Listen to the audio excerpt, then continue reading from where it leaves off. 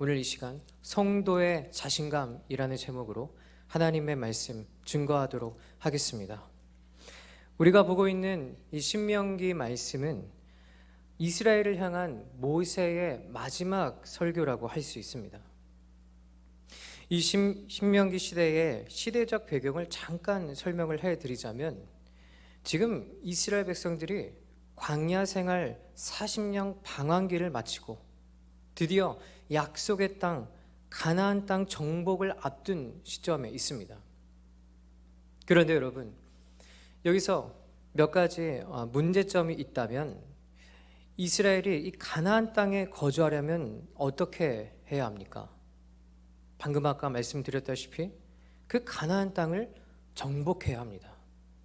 그 땅에 그냥 들어가서 집 짓고 밥 잘 짓고 그렇게 사는 것이 아니라 그곳에 있는 방백들을 모두 물리쳐야 했던 것입니다. 즉 전쟁을 치러서 그 땅을 차지해야 하는 험난한 여정이 그들 앞에 놓여 있더라는 것이죠.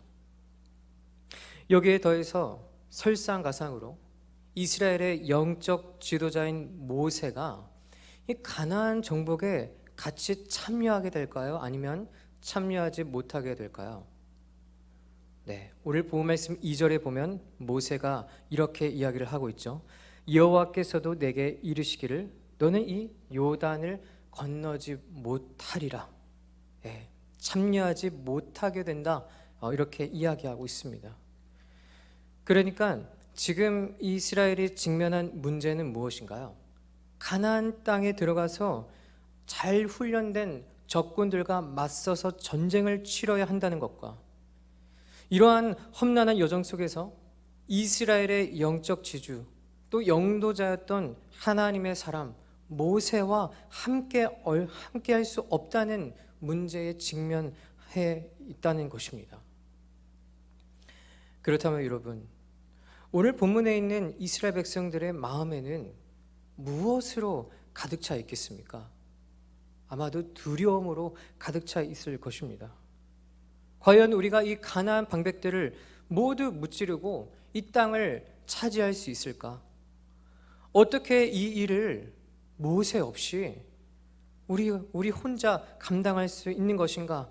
이 걱정과 두려움이 그들의 마음을 엄습했을 것입니다. 여러분, 우리도 본문에 등장하는 이스라엘 백성들과 같은 걱정과 두려움을 느껴본 경험이 있을 것입니다. 새로운 사업을 시작할 때, 새로운 공부를 시작할 때, 부모님 곁을 떠나서 새로운 가정을 꾸릴 때, 그리고 사랑의 결실로 아이가 태어나서 부모의 삶을 시작할 때, 그리고 나를 돌봐줬던 그 부모님을 내가 모셔야 할 때, 그럴 때 우리는 내가 이 일을 잘 해낼 수 있을까? 걱정과 두려움을 느끼게 된다는 것입니다. 그리고 또 오늘날 그 누구보다 제가 담당하고 있는 우리 중고등부 학생들, 이제 곧 며칠 뒤에 수능을 치르게 되는데, 우리 고3 학생들도, 그런 우리의 자녀들도 이러한 걱정과 두려움에 사로잡혀 있을 것입니다.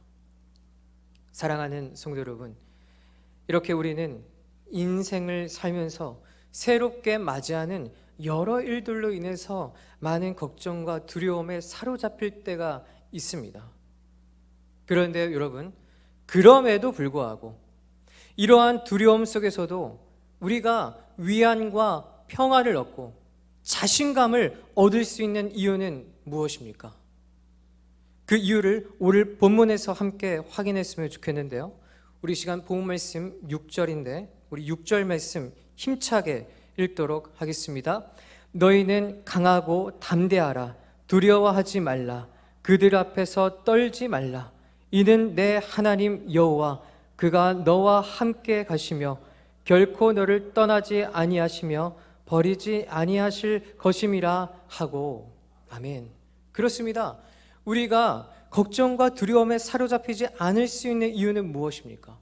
바로 하나님께서 우리에게 강하고 담대하고 두려워하지 말라고 말씀하셨고, 우리가 어디에서 무엇을 하든지 주님께서 우리와 늘 함께 하신다고 말씀하셨기 때문입니다. 그러므로 저와 여러분은 어떤 상황이 있든지 무엇을 하든지 언제나 담대한 모습으로 살아낼 수 있고 자신감 있게 살아낼 수 있다는 것입니다. 이 사실을 믿음으로 받아들이시길 간절히 소망합니다. 저는 특별히 이번 시간을 통해서 우리 모든 성도에게 자신감을 불어넣어주는 오늘 이 하나님의 말씀을 더 구체적으로 보기를 원합니다. 그냥 피상적으로 하나님이 우리에게 힘주시고 함께 하시니까 우리가 자신감을 얻는다, 이런 것이 아니라, 그런 것이 아니라 구체적으로 어떤 부분을 통해서 주님이 우리에게 이 자신감을 주시는지 보려고 하는데요. 아니, 여기서 구체적으로 더 들어갈 게 뭐가 있겠습니까? 생각할 수 있겠지만 그렇지 않습니다. 하나님 말씀을 깊이 파고들면 들수록 우리에게 더 풍성한 은혜와 감격이 찾아오고요, 또 오늘날 하나님이 나에게 어떻게 힘을 주시고 어떻게 위로해 주시는지 그것을 더 구체적으로 알게 되면 말씀이 주는 매력과 즐거움에 흠뻑 빠져서 취하게 될 것입니다. 그래서 우리는 이러한 기대감을 가지고 말씀을 들어야 하는데요, 기대감을 가지고 말씀을 들을 때 하나님이 주시는 자신감으로 무장되고 이 세상에서 승리를 만끽하는 저와 여러분의 신앙이 다 될 수 있기를 주님의 이름으로 간절히 소망합니다. 네, 오늘 말씀을 전체적으로 우리 한번 조망하면서 보도록 하겠습니다. 오늘 본문을요, 크게 두 덩이로 나눠서 볼 수 있는데요, 한 덩이는 1절부터 6절까지 모세가 이스라엘 백성 전체에게 말하는 장면이 등장하고 있습니다. 그리고 또 한 덩이는 7절부터 8절인데 이 말씀은 모세가 누구에게 이야기하고 있냐면 바로 자신의 후계자인 여호수아 개인에게 말하고 있습니다. 즉 말하는 대상이 다르다는 것을 알 수 있는데 저는 이것을 이렇게 분류하고 싶습니다. 1절부터 6절 말씀은 오늘을 살고 있는 이 그리스도의 몸된 교회 공동체 전체에게 하시는 하나님의 말씀이고, 그 다음 7절과 8절은 성도 개개인에게 하시는 이 하나님의 말씀이라고 하고 싶습니다. 그래서 1절부터 6절은 성도에게 자신감을 주시는 하나님의 방법이 무엇인지 알 수 있고요, 그 다음 7절, 8절은 하나님께 공급받은 이 자신감, 하나님께 자신감을 받았으면 이제 그것을 어떻게 우리의 삶에 적용해야 하는지 그 적용점을 알 수가 있습니다. 자, 그러면 먼저 성도에게 자신감을 주시는 하나님의 방법, 그 공동체적인 측면을 함께 살펴보도록 하겠습니다. 우리 시간 본문 말씀을 한 번 더 읽어보도록 할 건데요, 우리 3절과 4절 말씀, 우리 한 목소리로 힘차게 합독하겠습니다. 여호와께서 이미 말씀하신 것과 같이 내 하나님 여호와께서 너보다 먼저 건너가사 이 민족들을 내 앞에서 멸하시고 내가 그 땅을 차지하게 할 것이며 여호와는 내 앞에서 건너갈지라. 또한 여호와께서 이미 멸하신 아모리 왕 시온과 옥과 및 그 땅에 행하신 것과 같이 그들에게도 행하실 것이라. 아멘. 여러분, 이 두 구절에서 반복되는 표현이 있습니다. 여러분, 어떤 표현이 반복되고 있나요? 여호와께서 이미 무엇 하심, 이런 표현이 반복되고 있어요. 3절에서는 여호와께서 이미 말씀하신, 그리고 4절에서는 여호와께서 이미 멸하신, 이런 표현이 등장하고 있습니다. 즉 모세는 하나님이 과거에 이스라엘에게 하셨던 일들에 대해서 말하고 있고 또 그 과거에 베푸신 은혜를 떠올리고 있는 장면이라는 것입니다. 그래서 이 부분을 봤을 때 하나님이 우리 모든 교회 공동체에게 어떤 방식으로 자신감을 주시냐면 과거에 베푸셨던 은혜를 통해서 우리에게 자신감을 불어넣어 주신다는 것입니다. 따라서 우리가 하나님께서 과거에 베풀어 주신 그 은혜를 우리가 떠올리게 된다면 주님이 주시는 자신감으로 충만케 된다는 것인데요. 그러면 여기서 한 걸음 더 들어가서 우리는 어떤 은혜를 떠올려야 할까요? 그에 대한 대목 첫 번째는요, 바로 말씀을 떠올려야 합니다. 성도는 진리의 말씀을 떠올릴 때 자신감을 얻게 됩니다. 왜냐하면 우리 3절 말씀을 다시 한번 주목해 볼까요? 3절 말씀을 보시면요, 하나님이 이스라엘 백성들에게 이미 말씀하신 그 내용이 뭐라고 합니까? 여호와께서 너보다 먼저 건너가사 이 민족들을 내 앞에서 멸하시고 내가 그 땅을 차지하게 될 것이다 라고 말씀하셨습니다. 여러분, 사실 이 대목은요, 이번에만 등장하는 말씀이 아닙니다. 이 말씀은 신명기 안에서만 5번이나 반복해서 등장하고 있고요, 또 출애굽기에서는 하나님이 왕벌을 먼저 보내시겠다, 또 사자를 내가 먼저 보내겠다 하면서 이스라엘 민족들을 다 쫓아내시겠다라고 거듭 말씀하셨습니다. 40년 내내 말씀하셨다는 거예요. 그러니까 지금 모세는요, 하나님이 과거부터 지금까지 이스라엘 백성들에게 반복해서 하셨던 말씀을 또 반복하고 있다는 것이죠. 그러므로 우리는 어떤 은혜를 떠올려야 하냐면 바로 진리의 말씀을 떠올려야 합니다. 여러분, 그리스도의 몸된 교회인 모든 성도는 주의 말씀을 떠올릴 때 자신감을 얻게 된다는 것을 기억하십시오. 특별히 저와 여러분은 성경의 완성된 시대를 살고 있는 복받은 세대입니다. 이게 무슨 뜻인지 아십니까? 완성된 하나님의 말씀을 떠올릴 수 있다는 것은 엄청난 무기를 소유했다는 것인데요, 우리 시간 말씀 한 구절 읽어볼까요? 우리 에베소서 6장 17절 말씀인데요, 우리 한 목소리로 읽겠습니다. 성령의 검 곧 하나님의 말씀을 가지라. 아멘. 그렇습니다. 우리가 떠올릴 수 있는 이 말씀, 과거에 받은 그 말씀은 무엇입니까?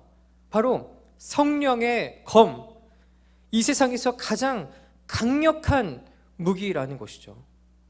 그래서 우리는 말씀을 떠올릴 때, 그 진리의 말씀을 생각할 때면 자신감을 얻게 된다는 것입니다. 자, 그 다음 우리가 떠올려야 할 은혜 두 번째 대목을 한번 보도록 할까요? 우리 4절 말씀을 다시 한번 보면요, 4절에 모세가 어떤 사건을 언급하고 있습니다. 어떤 사건인가 하면 아모리 왕 시온과 또 바산 왕 옥을 멸했던 그 사건을 지금 이야기하고 있는데, 여러분, 실제로 이 사건은 어디에 나오는가 하면 바로 민수기 21장에 등장합니다. 여러분, 이 사건은 어떤 사건입니까?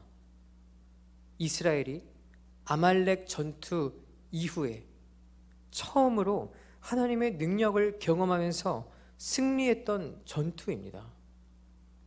앞으로 큰 전쟁을 치러야 하는 이스라엘에게 아주 좋은 기억이라고 할 수 있는데요. 자, 그러면 우리 성도들이 떠올려야 하는 은혜, 그 두 번째는 무엇이냐면 바로 과거에 하나님과 함께했던 승리의 추억을 우리는 떠올려야 할 것입니다. 주님과 함께했던 시간을 떠올려야 된다는 거예요. 신앙생활을 하다 보면요, 주님과 함께했던 수많은 시간들이 있을 것입니다. 그 중에 특별히 주님이 나를 보호해 주시고 평탄하도록 인도해 주시면서 기쁨과 감사로 우리의 인생을 돌봐주셨던 시간들이 있었습니다. 성도는 그러한 과거의 은혜를 떠올릴 때면 자신감을 얻게 된다는 것이죠. 그런데 여러분, 우리 개개인이 처한 상황과 환경이 다 다르기 때문에 하나님과의 추억을 떠올리라고 하면 각자 다른 일들을 떠올리게 될 겁니다. 하지만 성도라면 공통적으로 떠올릴 수 있는 과거에 받은 은혜가 딱 한 가지가 있는데, 그게 무엇인지 아십니까? 바로 십자가 사건입니다. 그리스도께서 우리의 죄를 다 짊어지시고 죽으신 그 사건이야말로 모든 성도가 기억할 수 있는 은혜 아닙니까? 게다가 십자가 사건은 주님께서 승리하신 사건입니다. 보좌 우편에 앉으셔서 모든 권세를 다스리시는 왕으로 등극하신 사건입니다. 또한 저와 여러분은 이 십자가 사건으로 인해서 무엇에게 승리하게 되었습니까? 바로 죄와 사망의 권세로부터 승리하게 되었습니다. 그래서 우리는 이 십자가의 은혜를 떠올릴 때면 엄청난 자신감을 얻게 된다는 것입니다.